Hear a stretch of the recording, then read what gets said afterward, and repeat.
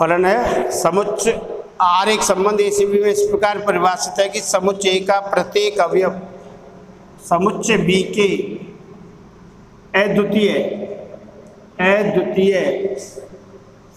अवयव से संबंधित है तो संबंध R A से B में फलन कहलाता है।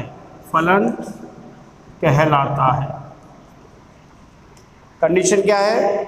समुच्चय का प्रत्येक अवयव समुच्चय B के अद्वितीय अवयव से अलग अलग अवयवों से संबंधित होना चाहिए तो संबंध R को A से B में फलन कहते हैं। A से B में फलन कहते हैं और फलन को F G या S से प्रदर्शित करते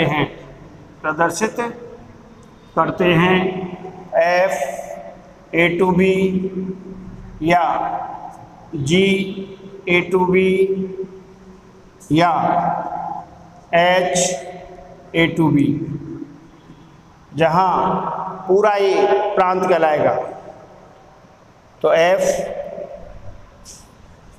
A से B में इस प्रकार संबंधी है। विशेष प्रकार के संबंध फलन कब बन जाते हैं? जब प्रत्येक अवयव समुच्चय B के अद्वितीय अवयव से संबंधित हो। तो A से B में इस प्रकार परिभाषित है कि F का प्रांत बराबर समुच्चय A और सेकंड F में द्वितीय घटक F के क्रमित युग्मों में द्वितीय घटक की पुनरावृत्ति नहीं होनी चाहिए। पुनरावृत्ति नहीं हो रही है। तो F का प्रांत F का A का प्रत्येक अवयव अद्वितीय अवयव से संबंधित होगा अगर पुनरावृत्ति नहीं हो रही है तो ये दो कंडीशन है। F का प्रांत समुच्चय A के बराबर हो और F का क्रमित युग्मों में द्वितीय घटक की पुनरावृत्ति नहीं हो रही है तो F क्या कहलाएगा? फलन। और तो F A से B में फलन कहलाता है और F का प्रांत बराबर समुच्चय पूरा होगा। यहाँ तो समुच्चय F का परिसर सबसेट और इक्वल टू B होगा और F का सहप्रांत पूरा समुच्चय B होगा। समुच्चय B ये फलन के लिए आवश्यक है। फलन का नाम F G H कुछ भी रख सकते हैं, लेकिन जो लोग है उसको आपको लिखना पड़ेगा। F का सहप्रांत समुच्चय B होगा पूरा। तो ये फलन की परिभाषा विशेष प्रकार के संबंधी फलन होते हैं और उन संबंधों की खास बात यह है कि उसका प्रत्येक अवयव प्रांत का प्रत्येक अवयव सह प्रांत के अद्वितीय अवयवों से संबंधित होना चाहिए। ये इसकी आवश्यक शर्त है। और फलन के प्रकार हैं। फिर चलेंगे इस पे संयुक्त फलन पर। फलनों के प्रकार देख लेते हैं।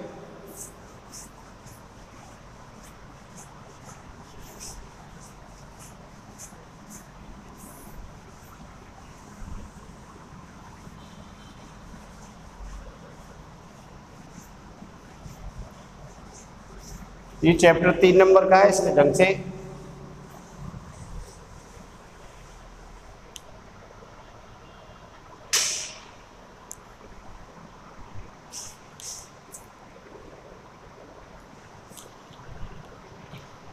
फलनों के प्रकार हैं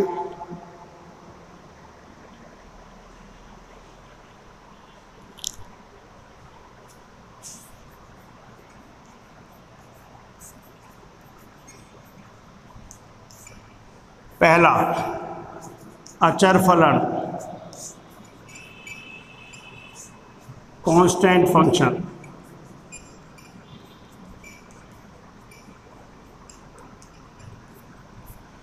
अचर फलन में प्रत्येक अवयव का एक ही प्रतिबिंब हो। एक चीज और बताना भूल गया मैं, एफ ए से बी में परिभाषित है, ध्यान से देखना भाई, एफ ए से बी में परिभाषित है फलन एफ। फलन एफ ए से बी में परिभाषित है x belongs to A and y belongs to b। y b का अवयव है तो y is equal to F X. तो क्या कहेंगे इसको, y is equal to F X. x का प्रतिबिंब, यहाँ x का प्रतिबिंब इमेज बराबर y है तथा y का पूर्व प्रतिबिंब प्रीमेज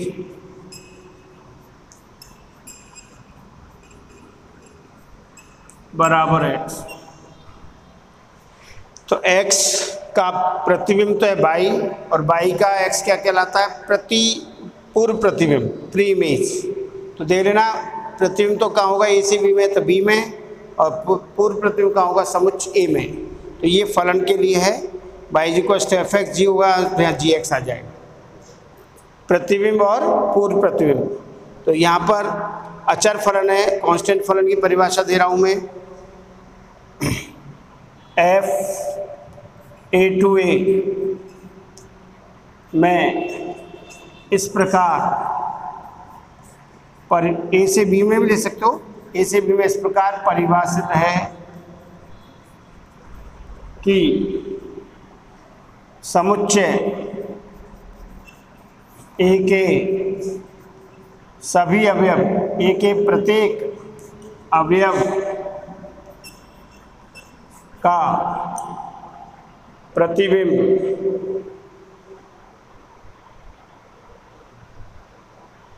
ए के प्रत्येक अवयव का प्रतिबिंब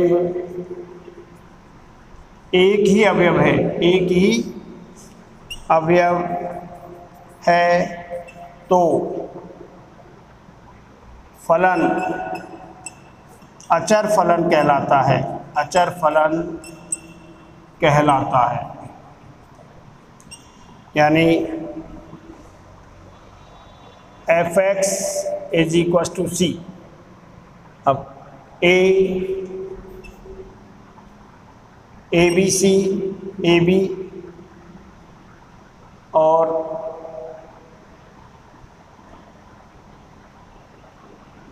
पी क्यू, और समुच्च भी है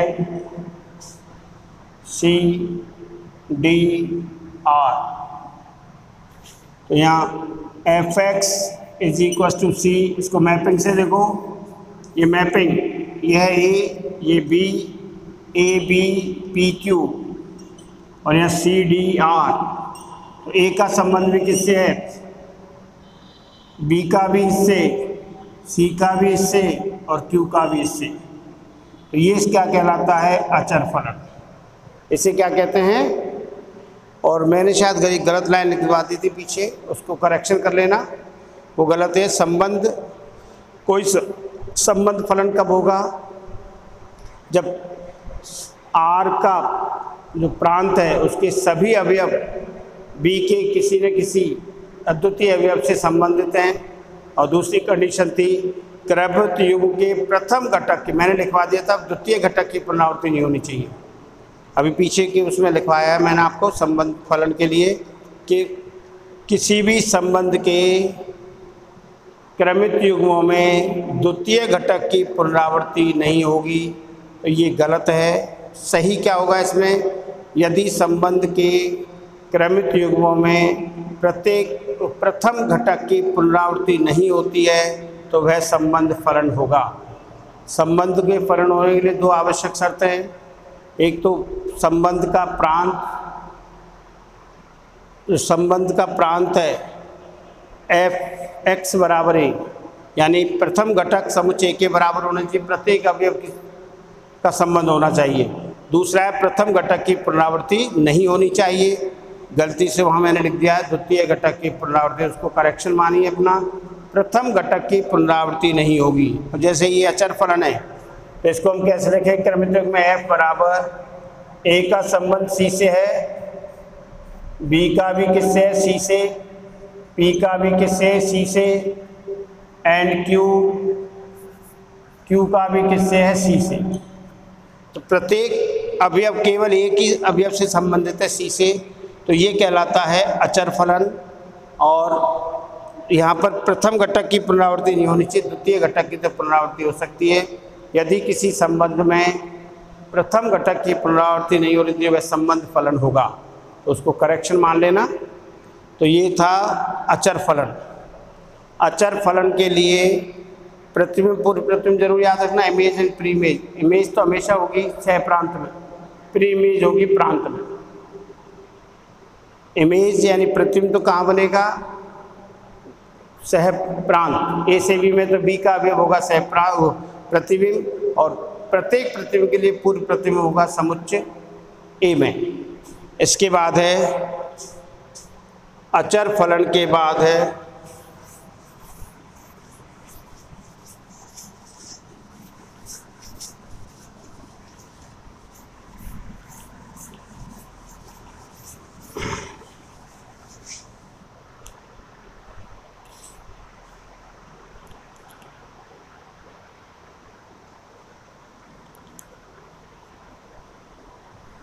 इसके बाद है तत्सम्मक फलन। सेकंड है तत्सम्मक फलन। ये तो वही उसी तरह से है आइडेंटिटी फंक्शन,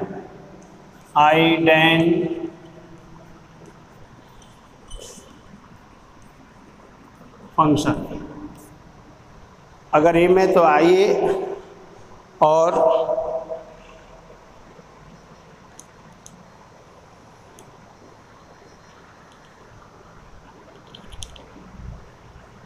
फलन एफ ए से ए में इस प्रकार परिभाषित है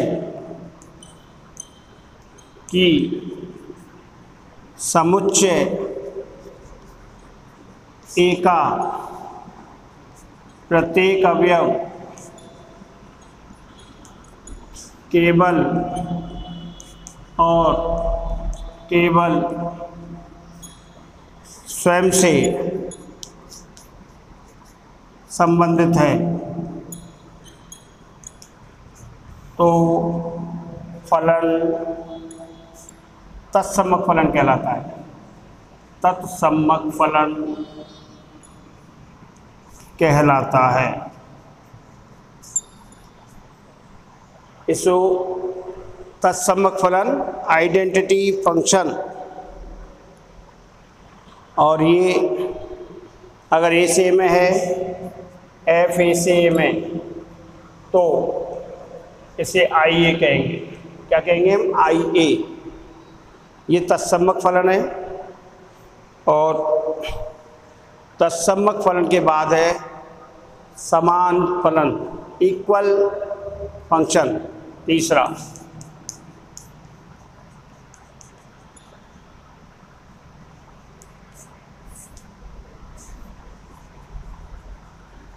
इक्वल फंक्शन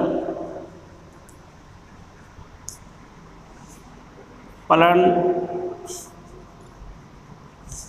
एफ तथा जी समान फलन कहलाते हैं यदि एफ का प्रांत बराबर जी का प्रांत, एफ का परिसर बराबर जी का परिसर, यानी एफ एक्स बराबर और एफ का परिसर बराबर जी का परिसर तथा एफ का सहप्रांत बराबर जी का सहप्रांत, तो एफ एक्स बराबर जी एक्स होगा, एफ एक्स बराबर जी एक्स होगा।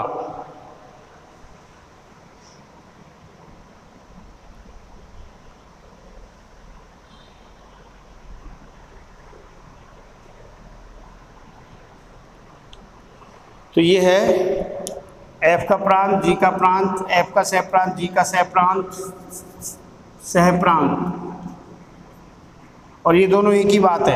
एफ का परिसर बराबर जी का परिसर को आप इसको इन दोनों को एक मान सकते हो, एफ एक्स बराबर जी एक्स। तो दोनों फलन क्या कहलाएंगे? एफ, तो फलन एफ बराबर फलन जी होगा। ये समान फलन के लिए। तो ये था अचर फलन, तत्सम्मक फलन और समान फलन। और इसके बाद है एक एकी फलन, बहु एक एकी, एक एकी आच्छादक और आच्छादक फलन।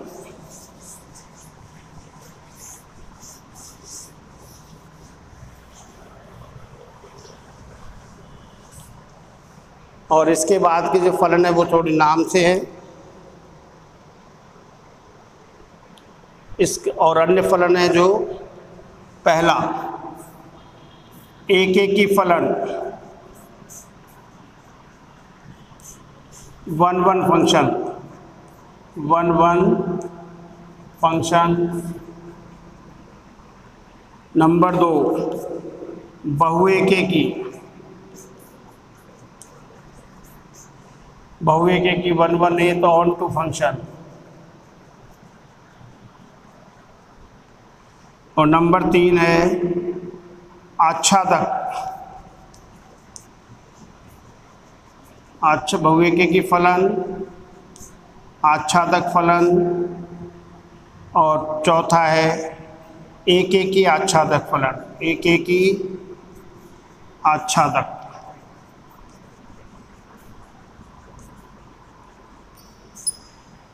आच्छादक फलन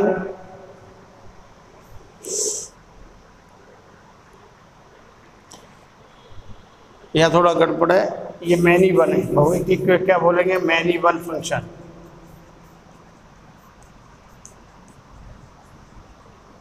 ये होगा ऑन टू,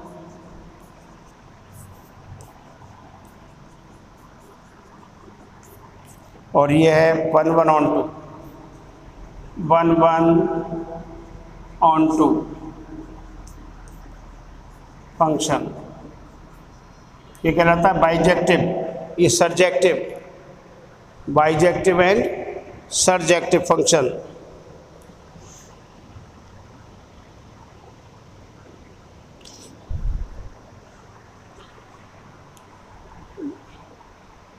और जो आच्छादक नहीं उसको बोलते हैं इनटू फंक्शन। यहाँ लिख लो नंबर 4, 5, 6, पाँचवा लिख लो इनटू आच्छादक और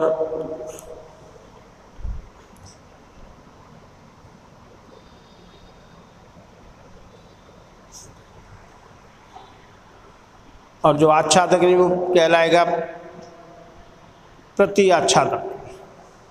तो ये थे फलन। इनकी जांच करने के लिए हमें भी काम आएंगे एक एक की, बहु एक एक की आच्छादक और एक एक की आच्छादक फलन। एक और होता है जो आच्छादक नहीं है, जो फलन आच्छादक नहीं वो उसको अंग्रेजी में तो बोलते हैं इनटू फंक्शन। क्या कहेंगे? प्रति आच्छादक इनटू फंक्शन। इनटू फंक्शन जो आच्छादक नहीं है उसे क्या कहलाएगा? वैसे देखिए जो वन वन नहीं है, जो एक एक की नहीं है वो बहु एक एक की होगा, जो आच्छादक नहीं वो बहुआच्छादक होगा, और जो एक एक ही आच्छादक दोनों है वो एक एक ही आच्छादक होगा। तो ये थे फंक्शन के प्रकार जिनकी हमें जरूरत पड़ेगी। और फंक्शन के प्रकार के बाद अब आ रहा है अपना संयुक्त फलन। संयुक्त फलन किसे कहते हैं?